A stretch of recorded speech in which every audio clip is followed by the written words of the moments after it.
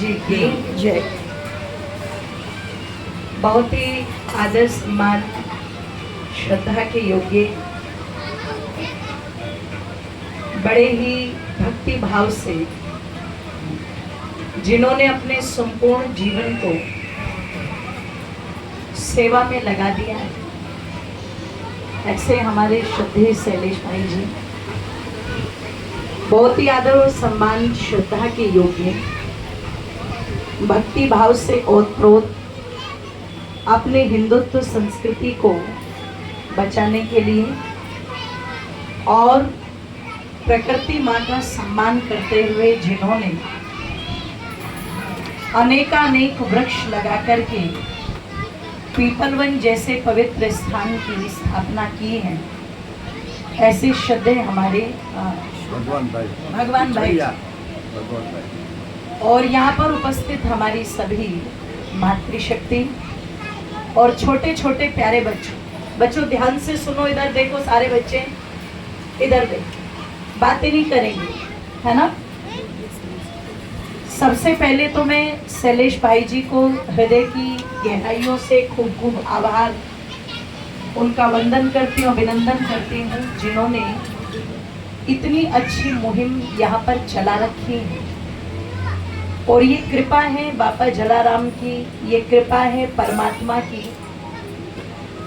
कि बहुत बड़ी व्यवस्थाएं आपके पास नहीं है, लेकिन भगवान ने जो हृदय आपको दिया है वो हृदय आपका बहुत बड़ा, और उस बड़े हृदय के कारण ही जो इतना अच्छा कार्य आप कर रहे हैं, ये अन्न का दान, ये सबसे बड़ा दान है। और अन्न के दान में भी वो भोजन कौन ग्रहण कर रहे हैं, जिनको वास्तव में आवश्यकता है।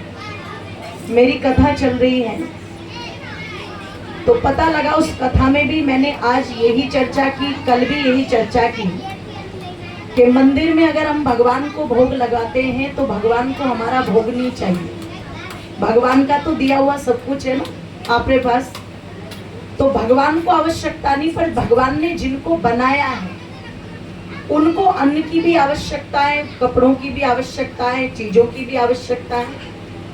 तो अगर मंदिर में मूर्ति को भोग ना लगा करके भगवान की बनाई हुई सच्ची मूर्तियों को वो भोग लग रहा है, तो इससे बड़ी भगवान की शैलेश भाई कोई दूसरी पूजा नहीं हो सकती। आप वो वास्तविक पूजा कर रहे हो कि जिनको वो भोग लगना चाहिए आप उनको वो भोग लगा रहे हो। एक बार भाई के लिए जोरदार तालियां। और आप इस मार्ग पर बढ़ रहे हैं, बीच बीच में कठिनाइयां भी आती होगी, परेशानियां भी आती होगी, क्योंकि जो भगवान के मार्ग पर चलता है उसकी परीक्षा तो होती है। ये परीक्षा भगवान राम को भी देनी पड़ी, ये कृष्ण को भी देनी पड़ी, हनुमान जी को भी देनी पड़ी, ऋषियों को भी देनी पड़ी, संतों को भी देनी पड़ी, ये सबको देनी पड़ती है। लेकिन जो भगवान का परम भक्त बन करके उस मार्ग पर बढ़ता चला जाता है और उस परीक्षा में पास हो जाता है, भगवान कहीं ना कहीं उसके सब कार्यों को अपने कंधे पर ले लेता है। तो ये जो मुहिम आपने इस मंदिर से यहाँ पर चलाई है, मुझे पूरी आशा है, पूरा विश्वास है, एक दिन आपकी ये मुहिम एक तीर्थ बन करके उभरेगी, बहुत बड़ा कार्य होगा, ये मुझे विश्वास है। क्योंकि ये जो भगवान का दिया यहाँ पर जल रहा है ना, निरंतर ये जो ज्योत यहाँ पर जल रही है, ये ज्योत तो आगे चल करके बहुत बड़ा प्रकाश फैलाने वाली है। तो मेरी आपके लिए बहुत बहुत शुभकामनाएं, इन बच्चों के लिए बहुत बहुत शुभकामनाएं।